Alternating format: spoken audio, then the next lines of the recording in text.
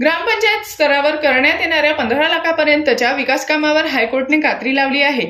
या विरोधात राज्य सरकारने स्टे आणावा अशी मागणी राज्यातील सरपंच संघटनेकडून करण्यात आली होती। मात्र शासनाने यावर कुठलीही स्पष्ट भूमिका घेतली नसल्याचा आरोप करून आजपासून भंडारा जिल्ह्यातील ग्रामपंचायतीला कुलूपबंद करून आंदोलनात सहभाग नोंदविला आहे। राज्याप्रमाणे भंडारा जिल्ह्यात आंदोलनाचे पडसाद उमटले असून तालुक्यातील ग्रामपंचायतीला सरपंच संघटनेकडून कुलूप लावण्यात आला आहे। जोपर्यंत तोडगा निघणार नाही तोपर्यंत हे आंदोलन सुरूच राहणार आहे। ग्रामपंचायतला लावलेल्या कुलपाची चावी गट विकास अधिकाऱ्यांकडे सोपविण्यात आली असल्याची माहिती तालुक्यातील अनेक सरपंचांनी सांगितली आहे। आम्ही ग्रामपंचायतच्या विविध मागण्यासाठी राज्यव्यापी आणि जिल्ह्यातील सर्व ग्रामपंचायतच्या तालाठोका आंदोलन ठेवलेले आहे।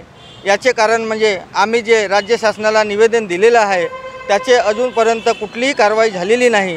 त्या अनुषंगाने जिल्ह्यातील सर्व ग्रामपंचायतीला कुलूप लावून काम बंद आंदोलन केलेले आहे आणि जोपर्यंत आमच्या सरपंचांच्या मागण्या पूर्ण होत नाही तोपर्यंत आमचे हा आंदोलन सुरूच राहील।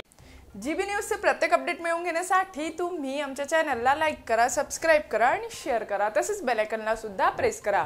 आपला जिल्हा, आपली बातमी। GB news Bhandara.